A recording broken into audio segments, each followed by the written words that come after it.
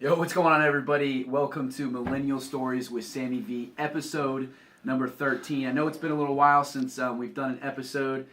I had played soccer for the last 4 months, so I've been out of commission, but I am absolutely excited for this today.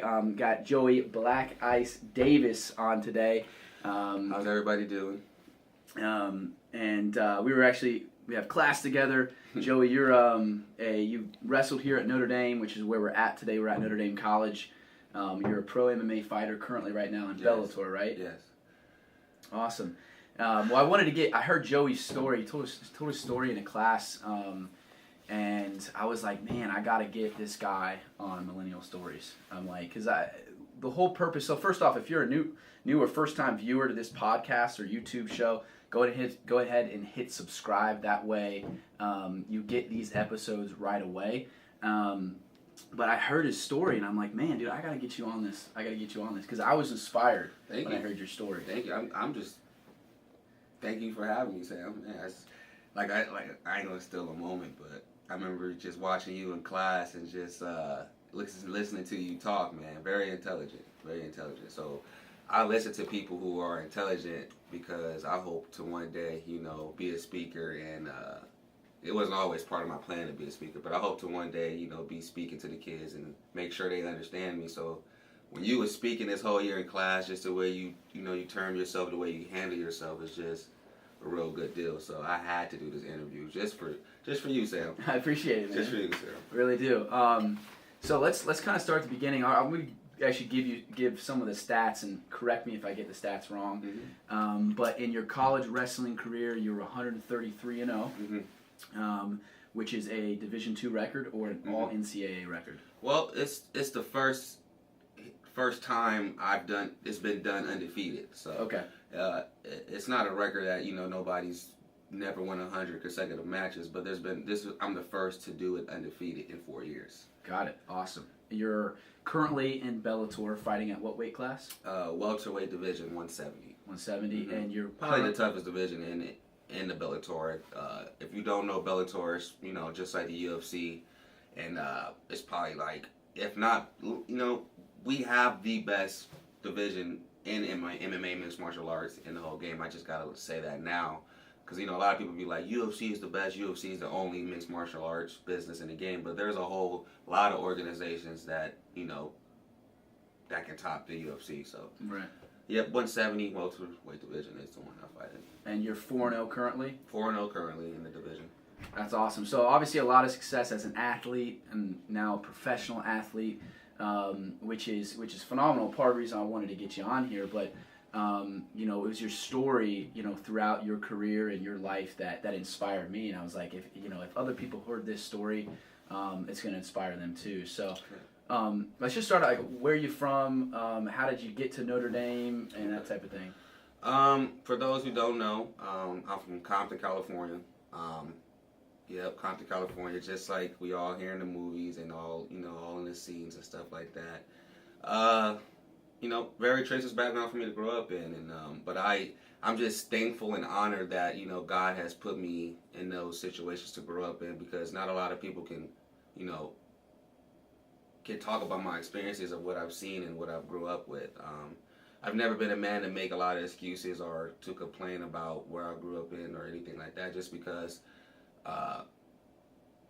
we don't really make those decisions. You know what I mean? I'm not mad at my mom or dad for, or anything like that. I'm just truly happy to be on this earth and to fulfill all my dreams. So growing up where I came from just gave me so much power and more drive to be the best at whatever I did in life. So no matter if it's being a speaker, no matter if it was just not just sports, or what I mean, just being the best human being I could possibly be, because a lot of people in the inner cities just struggling, depressed, stress, don't have what everybody else have, you know what I mean? So those things really do go on in the world, and where a lot of people are really blind to it, you know what I mean? So now that I'm 25 years old and about to graduate college and seeing the things that I've seen growing up, and I've seen the things that I can have, I'm just honorably blessed and just ready to get the ball going on my life and start this success roll.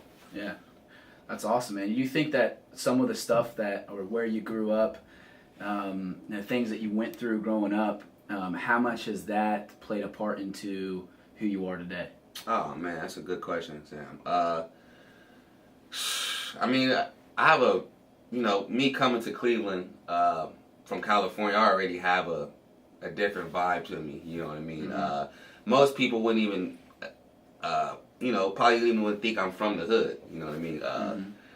There's this term for like, black kids that act smart, or he's a Uncle Tom, or he's a Urkel, you know what I mean? Or why does he sound, white? You know what I mean? These are terms that kids say in the hood, you know what I mean? That I used to be like, what do you mean? I'm just trying to be the best person I could be, and you're really mad because of how I sound.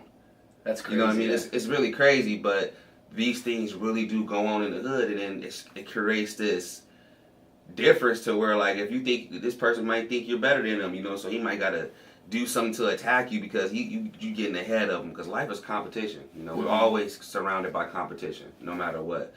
It's somebody always trying to out to get you, be better than you, and always somebody want what you want, and it be the person that you closest to you. Yeah. You know what I mean? So where we're going with this? So Compton just shaped me into this person just to be the coolest person I can be. I don't need to be mad no more than what I was growing up. You know what I mean? So now that I'm 25 years old, I'm so calm and cool to anything. I don't worry about what anybody got to say. You know what I mean? Because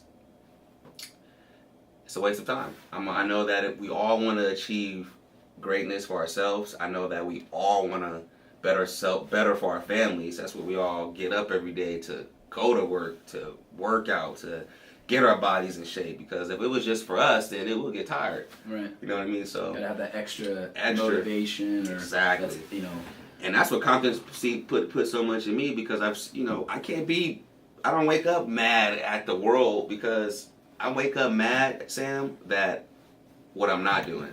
Like, I'm late. I didn't get up enough. I didn't have enough time in my day. Like, that's where I'm at now in my life. I would never be mad no more about stuff that doesn't matter. Right. You know what I mean? So Compton just shaped me into really just a cold person. Not a cold-hearted person. I'm not cold-hearted, but it just molded me to, like, dang, man, like, life is beautiful. Yeah. You know what I mean? Because all the shenanigans that's going on, all this, fires, things that we can't control, really we can't control. So why would we get mad over it? You know what I mean? Right. So that's what I look at. Take my day slow. I love that, being like, not worrying about things that are outside of your control. Mm-hmm. So coming to Cleveland, having the success that you had as a wrestler, which is unprecedented. It's incredible. What do you think was one of the biggest reasons why you were able to have that success? Man, Sam, good question. It wasn't because how tough I was, even though I had that in me. It wasn't because I was always the best at what I did. I was one of those kids growing up where I got laughed at in class because I couldn't read, or I couldn't, I was one of those kids that always didn't dress it nice, and I was one of those kids who were losing a lot. You know what I mean? I was never always the best at what I did, so I just changed that mentally. I said I got tired of getting laughed at. I got tired of not having what I want, and I want to be the best.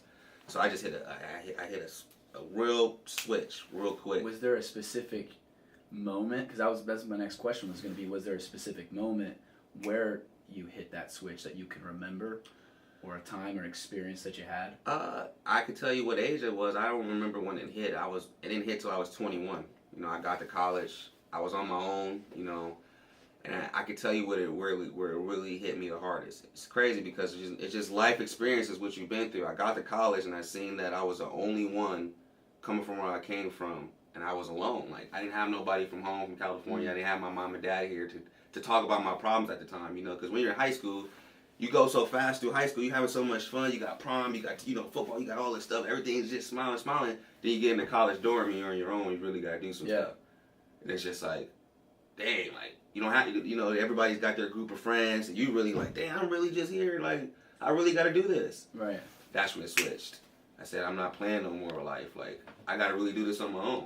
You know, and it really took me for just being on my own. I don't need to hang out with nobody to fill the crowd. Like, people really want to hang out with people to get that clout. You know, they want to know how they get that girl. People are really concerned with themselves in life that they forget about focus. You lose track of focus because they get to seeing everybody what everybody else do. You know what I mean? I was never one of those kids. Versus focusing on what they can do. Exactly, and that's how people get, you know, left behind. You know, well, I saw you was doing your work, so I'm trying to do what you do. And the person like, well, I was always on my own grind. Like, you got to do what you got to do. And it took a lot of discipline and, like, you know, for me to learn, like, damn, I really just need to just have some self-discipline without nobody telling me, though. Saying I didn't need my mom, my dad, no friend, nobody to push me to just say, hey, like, I was on my own. And it was really like that. So it took a lot of self-discipline on my own and me wanting to be the best I can possibly be, because it is true. The harder, you will get rewarded the harder you work. You will pass people up the harder you work.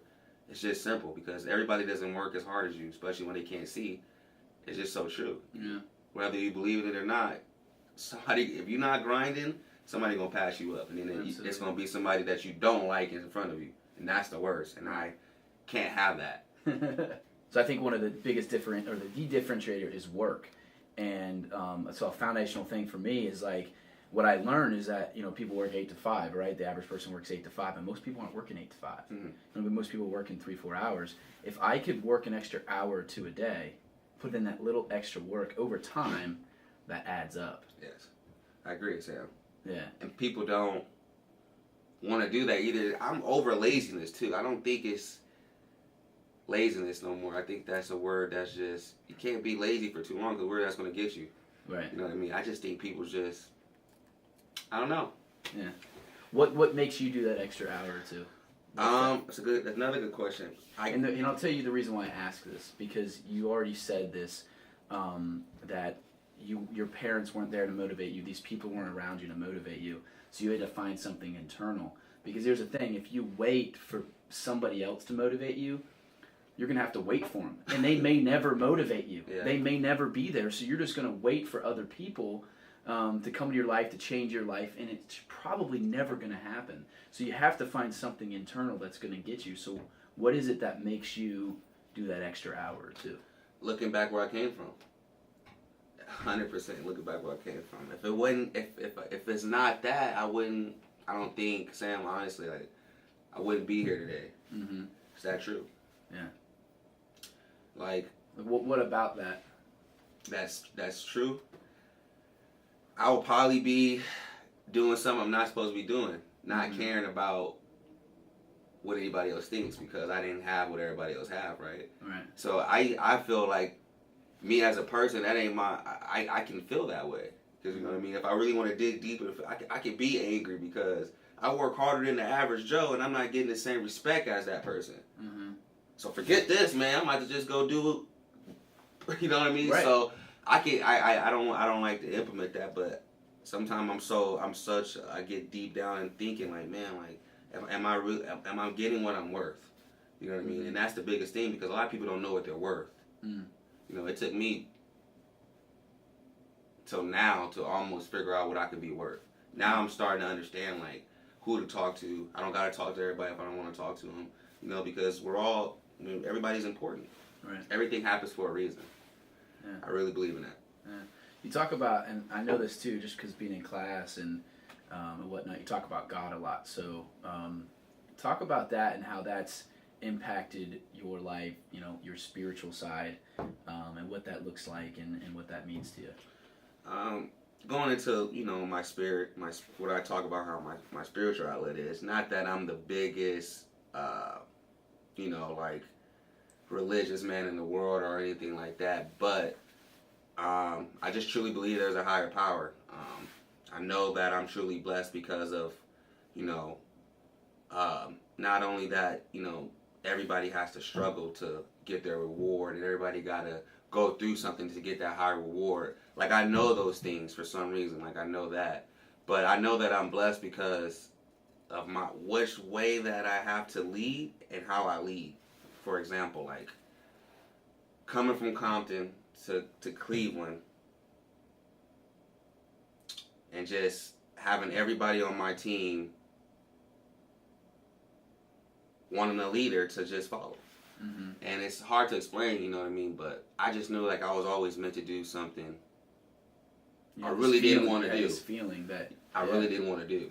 Leading's hard, man. Exactly, especially when you don't really like to, because it's like if you don't want to do it yourself, then what are you here for? Right. You know what I mean? So I knew that God had a higher purpose to have me, for example, that hey, you might not want to be a talker, but your team gonna lead. They gonna follow your lead. How could you not want to follow a 4-time national champion, 133-0 from Compton league? It would be hard not to listen to. Right. You know what I'm saying? I might not gotta talk a lot. I might talk stupid, like, cause I'm, you know what I mean. But God gave you 2 ears and 1 mouth. We're made to listen more. If you run your mouth too much, where I'm from, you get hurt. You know what I'm saying? Or if you don't run your mouth too much, you're a little weird. You know what I mean? Like, so like I learned a lot from based off my experiences, right? So I just knew that I was here for a higher purpose. Like I could just feel that spirit in me, because I wasn't a talker. I was always on my own. I'm from Compton, California, and I come to Cleveland, and I have a whole bunch of people who wants to, you know, not be like me, but want what I want. And that's a beautiful force. Like everybody wants to win. Like I was the leader of that. I could feel it. Whether people can't see that or not, 100%. It's just there. That's how you know it, dude. You know it when you have that, and I felt it before at times in my life where like I might not have been recognized as the leader, but I knew based on my spirit that I'm leading, that people are looking up to me, people are paying attention, they're perceptive, and it's a responsibility. You know what I mean? It's like, cause when you're leading people, you're responsible for those people in a lot of ways, and everything you do, people are watching, and it makes you a better person. You know, it makes you, you be careful what you say more. You're more careful about what you do. But then at the same time, you have to be an example. It's responsibility. It's tough. I mean, you're leading people, but you can feel it. I totally can relate with you on that. I felt that this past year when I was playing soccer here. I didn't have the captain's armband, but I felt like people were looking up to me, and I was a leader. And I ended up wearing the captain's armband for the end of the season, but like, it wasn't like anybody really recognized that, but I felt like in a lot of ways it was like I was leading, and I just could feel it in my spirit. So I totally can relate with you on that. Let's go into like your pro career now, and what you're 4-0, which is awesome. Obviously, it's the best start you can have, being undefeated so far. But let's just talk about what are you looking to accomplish? What do you want to do, in your career moving forward? Oh man, good question, bro. Well, it's simple, Sam. Fighting is probably one of the, the gangsteriest job of them all. It's like a drug. It's the quickest way to make money. It's the easiest profession to get into. You don't got to be a certain size or a certain, you know what I mean, a weight or nothing. You can get into it, and you can get into it from jail. So it's like, what the heck? It's like no holds barred. So I like that kind of stuff. You know what I mean? If I can get my money and get out real quick, it's just like, what the heck? So for me, I just want to, my whole dream, Sam, is simple. Like it's starting to come naturally more. Never that I was always shying away from it. But I was so spiritually strong. I have my counters and my arguments with I'd be like, if it's selfish, I used to be like, if I can't get my reward, how can I lead right? You know what I mean? I like to be rewarded so I can be happy to lead. You know what I mean? Just, from, me and you talking and stuff like that. So, I just want to, I'm going to work hard. That's never going to stop. It's just in me. I love no matter work. What you're doing. I'm going to work hard. I love the fact that I get to do anything I want with my platform. So what I'm saying is, like, when I'm in a cage, I have a microphone. I can pretty much say whatever I want and lead however I want. It's my life. It's just no matter how I do it. It's just beautiful. It's a blessing in disguise for me to have that, right? I didn't have in wrestling. And so what do you want to use that platform for? Just to give back. To the inner city. I will be the first, pretty much, if everything goes right, just be the first big time fighter for Compton. And what I mean by giving back is just to start something to where they can say, like, I can be a fighter, or I can be a wrestler now. Like, I don't gotta play basketball, I don't gotta play football, I don't gotta, just to get that message out there. That's my goal. But if you can do it, they can do it too. Yep. Type thing. Exactly. That's awesome. I know you do go back and give back to high school or inner city kids. Absolutely. This past year, like where I'm at high school, I always give wrestling camps, wrestling clinics, and little things like that. That's just what's naturally in me. You know what I mean? I love to be around kids and play around. But yeah, another company foundation with the youth kids, I bought backpacks with me, and I'm not even the richest kid or nothing like that, but I know kids like backpacks, Nike backpacks, because that's what I would have liked it as a little kid. So anything that I know, I like high fashion stuff. I always like the coolest stuff, so I know how to pick and stuff for the kids. I know how to pick. You know what they're gonna like. Yeah, so that's me. I know what they're gonna like. Because I liked it. So that's my whole thing. Is just giving back. Having that platform to give back. Yeah. That's awesome, man. And that's the cool stuff, though, Sam, because sometimes people going to be giving some cheap toys, bro. I be like, man, what's these toys, man? Well, here's the other thing, is that when you do that, you're telling those kids what they're worth at the same time. If you give them something a little bit nicer because you can, you're saying, you're worth nice things. You're worth the best in the world. Exactly. You're worth, I believe, God created us for the best things in the world. He created us to experience those things. It's not that we attach ourselves to those and we become addicted to them, but that we're worth it. And I think that's a great thing, and I think that's actually spot on. Because what you're gonna do is teach those kids that they're worth those things. Now they gotta work hard, and you can teach them all those principles, but you're worth whatever you want in your life. Why'd you finish school? Why'd you come back to finish school? I dropped out of school too, so I can relate with you on that. Where I dropped out, 2.5 years into school, went and built a career, and I came back and finished for my own reasons. And you kind of did the same thing, because you went out and fought, built that, and now you come back to finish. So. Oh man, Sam. Ooh, man, you're good. I came back to school, Sam, because it was no way. With my dad pushing me, saying, and my mom and everybody telling me, you gotta finish school. Because I don't really listen to everybody, not because I'm cocky or ignorant, but it was for me. I could not leave before I had a full scholarship to come here, Sam. What I'm gonna tell my son why I didn't finish? Really? What I'm gonna say? I didn't finish because I thought I was cool, or I didn't finish because I don't like that. Yeah. I can't say I didn't do anything. Yeah, that you finished what you started. And that's my whole concept. Yeah, that's the same thing for me. It's the exact same reason. I don't even like school. I don't agree with it. But I was like, I started it, and I've always finished everything I've started. And I think it was weighing on my shoulders. What am I gonna? Especially when it came to soccer, it was like, what am I gonna tell my kid when he's like, well, why did you play 3 years? Why didn't you finish? You had a dream growing up to play college soccer at the highest level, and you got there and you quit 3/4 of the way through. There was this weight on my shoulders, and I didn't really recognize it, until a few years later, that what it was, and it was that I didn't finish what I started, and so I can really relate and feel you on that, because I gave up, a good career, that I had, and it's not that you gave it up because you're going back to it, but you definitely have taken time off of your fighting career, which I think is an interesting. I feel like I made a mistake with that too. Yeah.